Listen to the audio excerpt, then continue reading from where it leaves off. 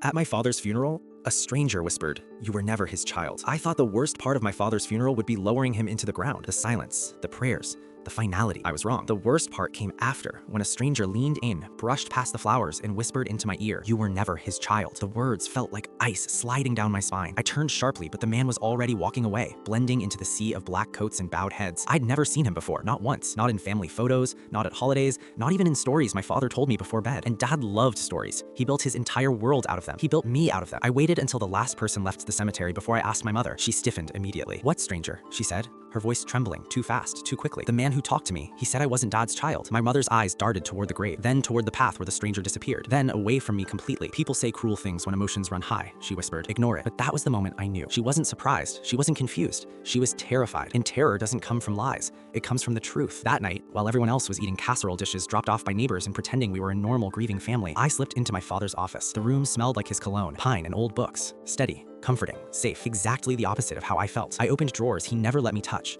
I sifted through tax forms, legal papers, old letters, nothing. But behind a stock of dusty binders, taped to the back wall of the cabinet, I found a small envelope. My name was written on it, and my father's handwriting. Inside was a single sheet of paper, not a letter, a birth certificate. Not my birth certificate, not the one my mother always kept in a plastic folder. This one had a different hospital, a different town, a different date, and under father, the line was blank. My breath caught in my throat. I read it again and again and again. Blank. My father, the man who taught me to ride a bike, who sat through every school play even when I forgot my lines, who held my hand after nightmares, wasn't biologically connected to me. But that wasn't the part that shattered me. At the bottom of the envelope was a second document, a court order, closed adoption, sealed identity, termination of maternal rights. And then, in handwriting that wasn't my father's, a note, "She can never know." My hands shook so hard the papers slipped onto the floor. Why? Why hide the truth? Why keep this secret buried so deeply it could only surface once he was gone? When I went back to the living room, my mother was waiting, her face pale, her eyes red, her hands clasped so tightly her knuckles were white. "You found it," she said softly. It wasn't a question. "Why didn't you tell me?" My voice cracked. She closed her eyes like the answer hurt her physically. "Because he asked me not to." "Why?" I demanded. "Why would he hide something like this from me?" When she finally met my gaze, her expression broke into something fragile. "Your biological father," she swallowed hard, "he wasn't a good man." The room fell silent. "He hurt people," she whispered. "He hurt your mother. He hurt anyone who got close. When she realized she couldn't protect you, she ran.